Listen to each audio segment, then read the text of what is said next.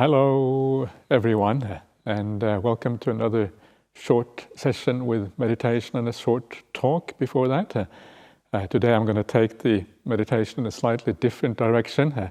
We had a request online, and it's okay to give a request sometimes. So we're going to do the meditation. We're going to do a death contemplation instead of the ordinary mindfulness of breathing or just awareness meditation.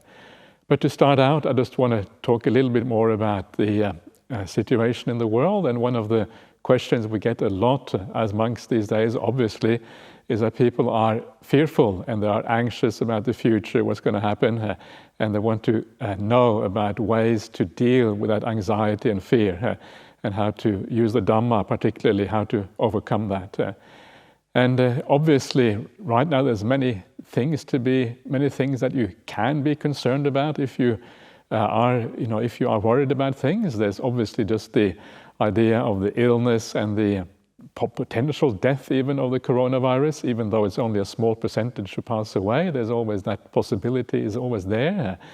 And then you have the psychological trauma that many people go through with being, in seclusion for long periods of time.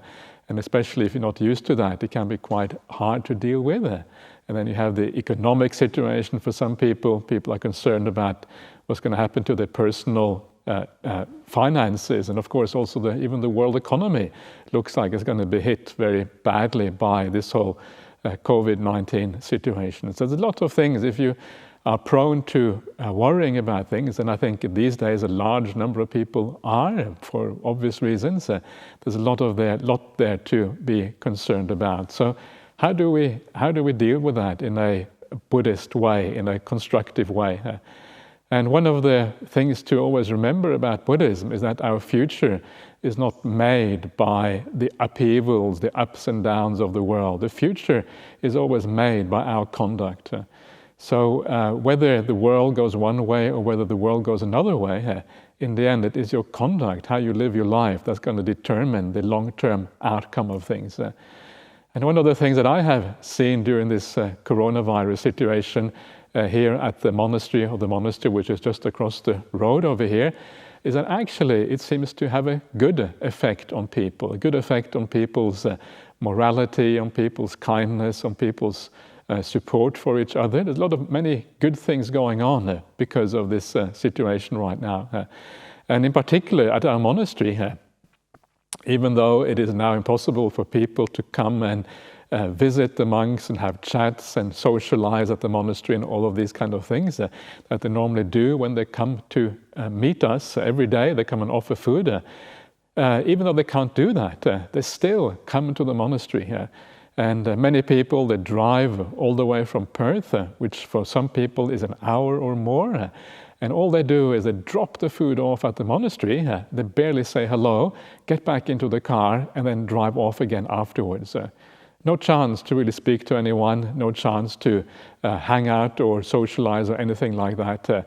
And yet, they still keep on doing that. And one of the surprising things is that the amount of support that we get now is almost exactly the same, perhaps even more sometimes than what we normally have at the monastery. So it's almost as if people are, doing an extra work just to ensure that everyone is okay during these difficult times for everybody. And it's just wonderful to see how that kindness comes out. And that is only one example. There's also all kinds of initiatives going on to help the people who are especially vulnerable to the COVID virus, people who are elderly and perhaps have chronic illnesses and these kind of things. And people making initiatives to look after each other, to support each other in these difficult times. So in a sense, the COVID-19 is not just something, it's not really if it brings out the best in people, if it brings out the good qualities, actually that is a ground for optimism, because that is what determines our long-term future, whether we're going to be happy or not. The coronavirus is just one of the ups and downs of the world. It doesn't really affect us in the long term, but if this COVID-19 brings out our good qualities, it actually means it's going to have a positive effect on the long term rather than a negative effect on the long term.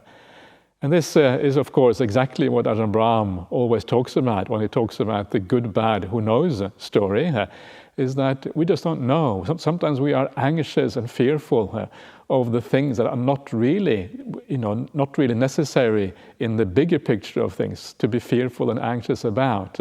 And we forget those things that we really should be fearful and anxious about, which is our conduct. Sometimes we forget about that, but even though that is far more important for the long term of things. So allow yourself to be inspired by the goodness in the world. And when you are inspired by the goodness in the world, then every one of us tends to live up to that same kind of goodness. And we all become blessings for ourselves as well as blessings for the world around us. So in many ways, this is a time just to take the Dhamma more seriously, and then the future is going to be bright for each one of us.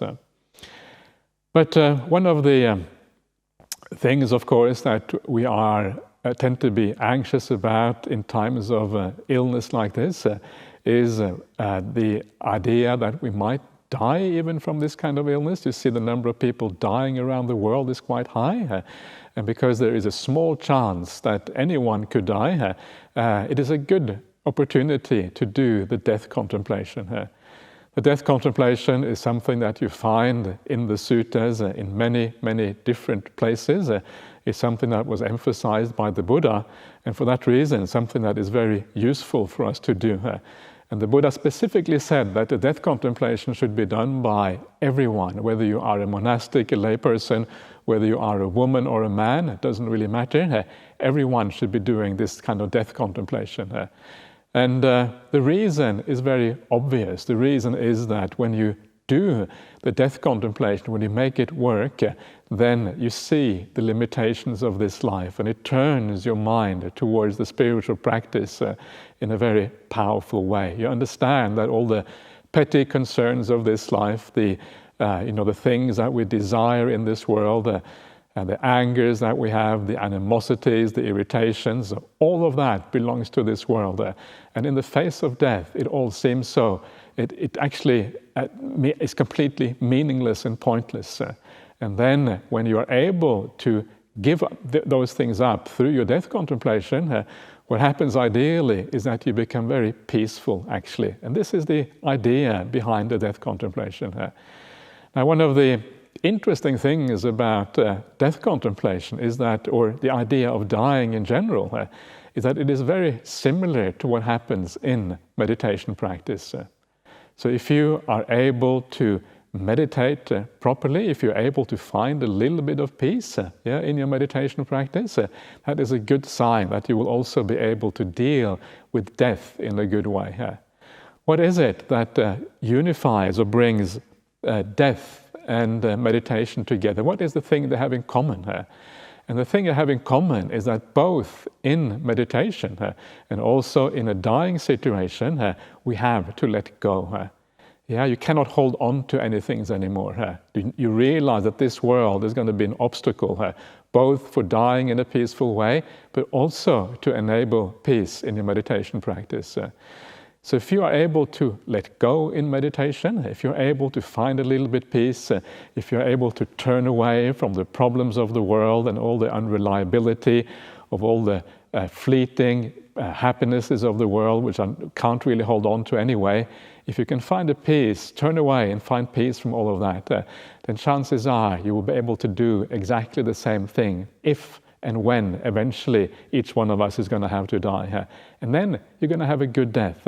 You're going to find that ease is going to be very easy for you. So you can take a sense of, you can feel a sense of security about your own dying. If you enjoy your meditation practice and you find peace there, you can be pretty sure that you're going to have a good death as well, because the process is largely the same.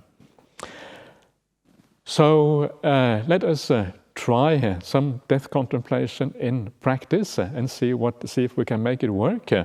And then if you feel that at any point during this meditation it is uncomfortable or whatever, or you find yourself that it's mentally hard to deal with or whatever, then please stop. But usually these contemplations are just nice and peaceful. So let's see how it goes. And the meditation will be just roughly about half an hour or so.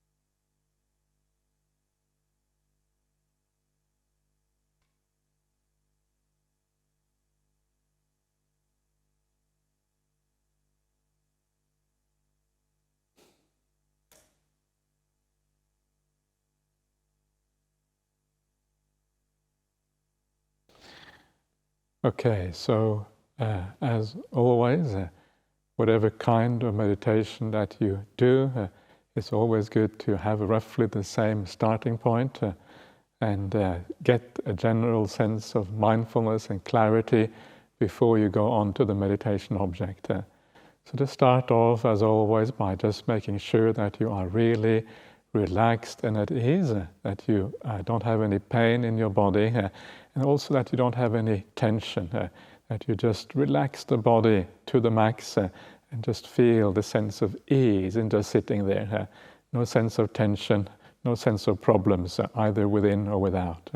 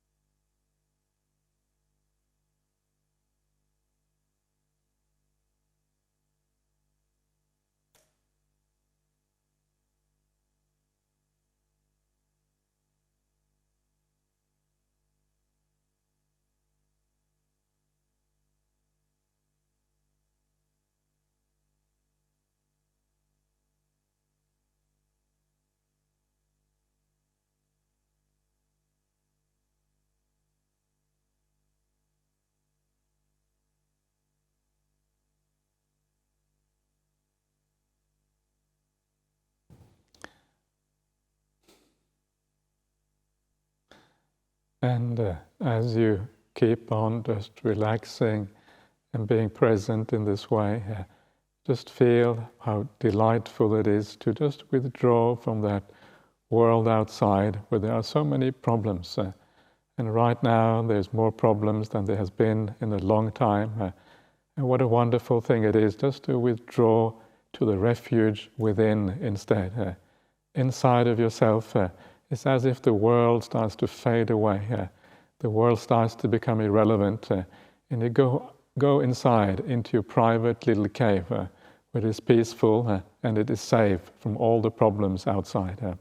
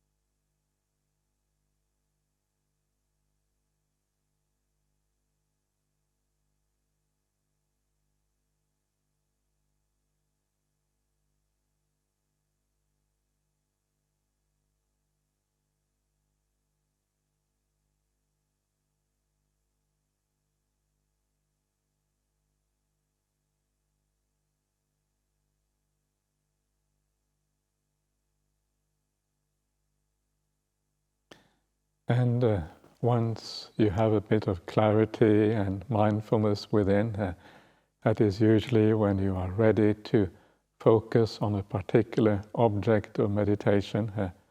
And this time, as I said, I'm going to try to take it in a slightly different direction. I'm going to see if we can make use of the death contemplation in a time like this, when death is more real than it usually is. So again, only follow along if you feel at ease. If it does make you feel anxious or anything, or you have some negative reaction to it, please stop at any time. It should not be a fearful thing. It should be something that gives rise to peace and tranquility within.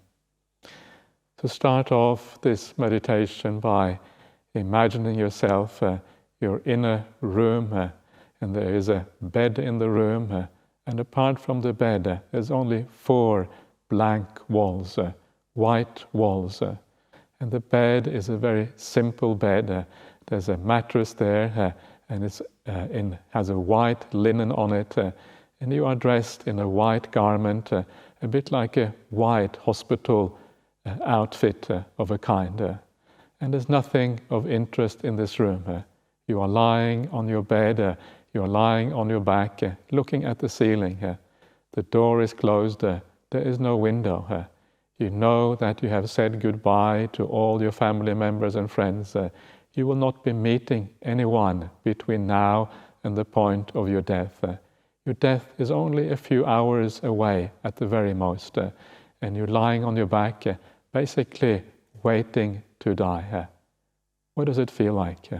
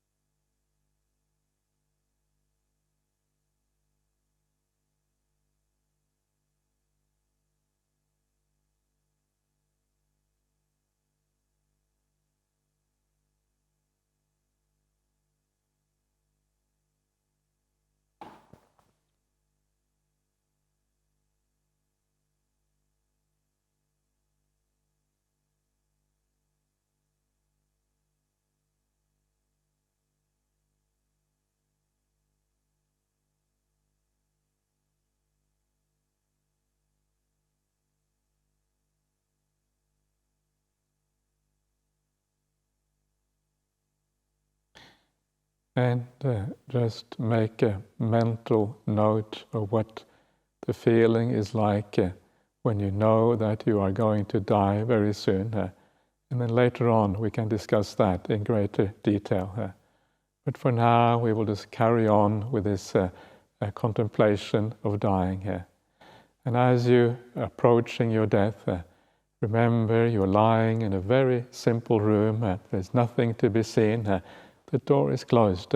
You will not be meeting anyone between now and the point of your death.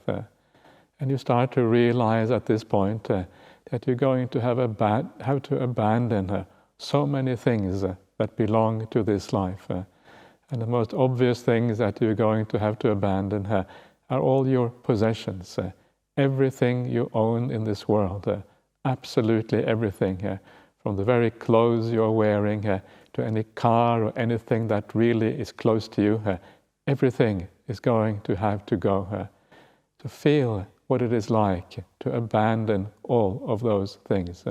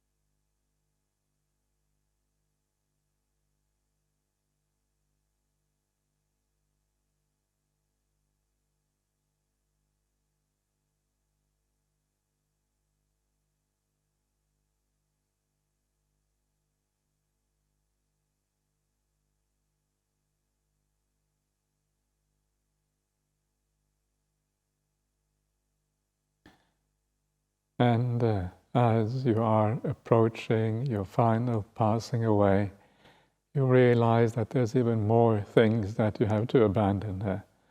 All the people in your life, all your friends and acquaintances, all the people that are most dear to you, your family members, the people who you have lived with for all these years. Now is the time to say goodbye in your mind. So say goodbye to all these people. Wish them well on the journey onwards, and then let go of even these people. And again, as you let go, just gradually feel what it feels like.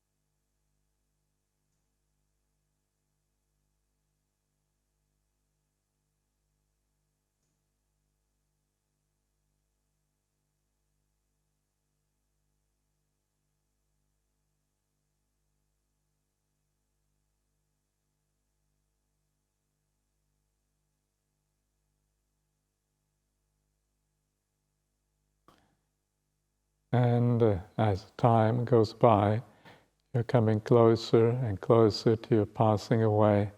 It is now becoming quite close. And as you get very close, you start to realize there's even more things that you have to abandon in this process. You are by yourself now, but even so much of the content, so much of the things that you take to be yourself actually belong to this world. A large part of your identity is made up by the relationships and the status you have in this world, your education, your gender, your social standing, whether you are a monk or a lay person, and all of these things that we build the sense of self out of. Now is the time to give up even those things. So abandon all this content, all the content of the mind that belongs to this life. Now is the time to let go and move onwards with a sense of emptiness.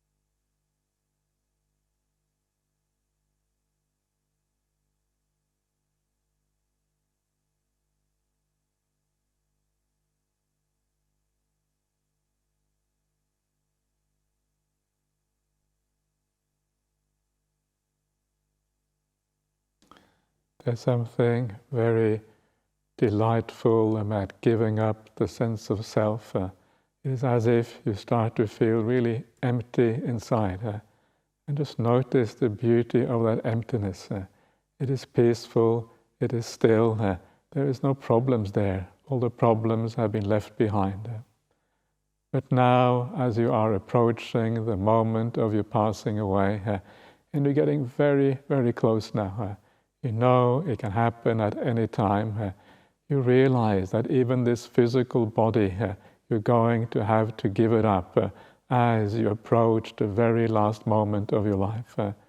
So see if you can even give up any attachment or holding on to this physical body.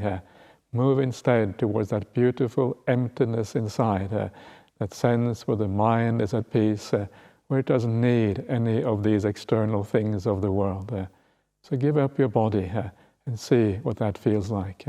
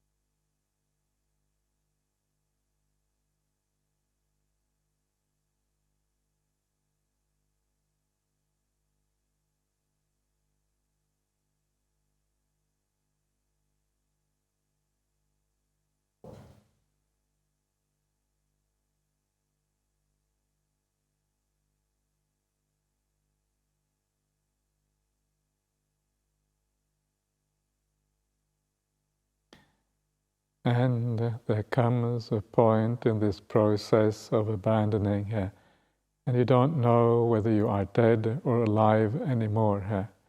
And you realize for the first time it doesn't actually matter, because what you have with you is this beautiful sense of peace in your heart, this beautiful emptiness inside, and you are willing just to allow the process to carry on by itself, just enjoying this beautiful freedom from all the burdens in life, this beautiful sensation of moving on to something very nice.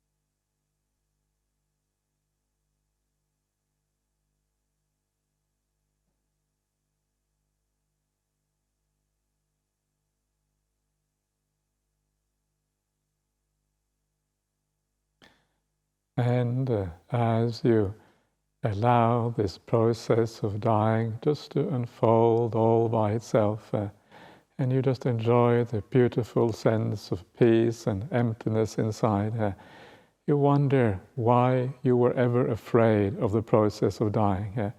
Now you see how beautiful it is. It is just this sense of emptiness inside.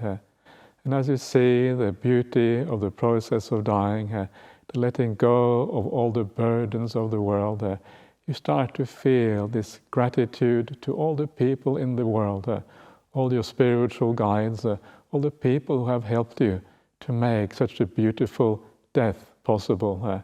So remind yourself of that and see if you can allow the gratitude to arise in your heart.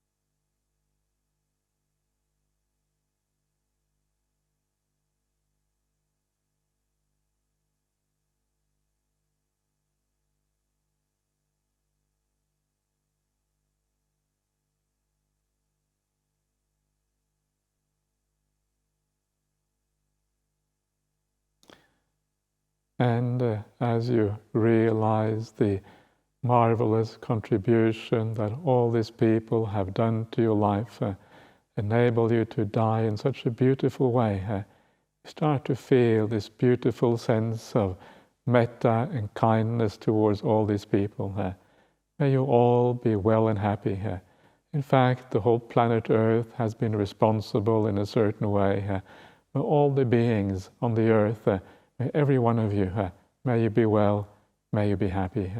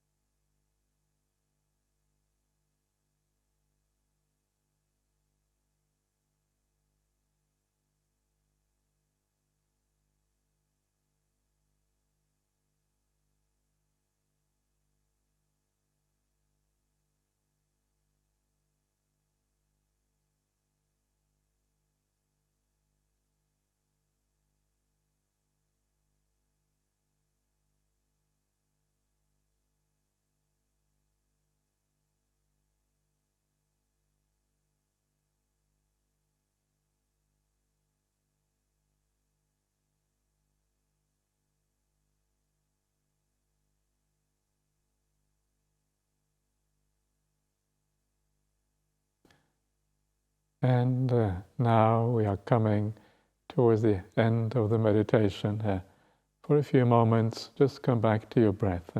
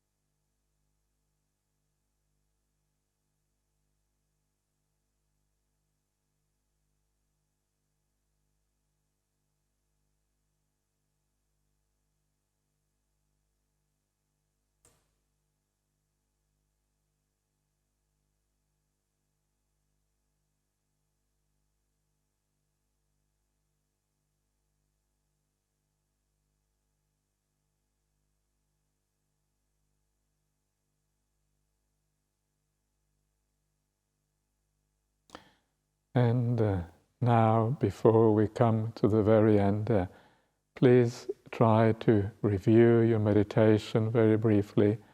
Ask yourself, how do you feel now?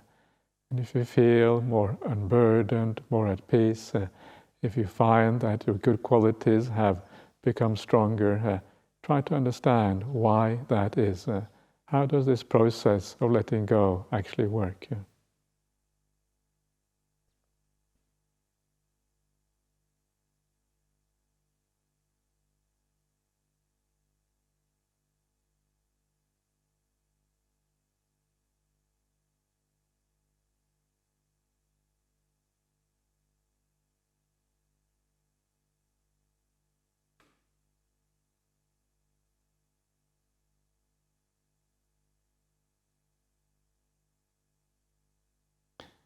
And in a moment, I will ring the bell, the gong 3 times, and at the end of the third gong, then please come out of your meditation.